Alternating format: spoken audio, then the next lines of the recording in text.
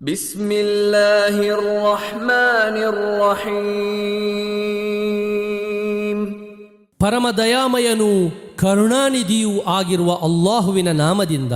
قل أعوذ برب الفلق ಹೇಳಿರಿ, ಪ್ರಭಾತದ ರಬ್ ಅಂದರೆ ಪ್ರಭಾತದ ಪರಿಪಾಲಕನೊಂದಿಗೆ ನಾನು ಅಭಯವನ್ನು ಯಾಚಿಸುತ್ತಿರುವೆನು. من شر ما خلق ومن شر غاسق إذا وقب ومن شر النفاثات في العقد ومن شر حاسد إذا حسد.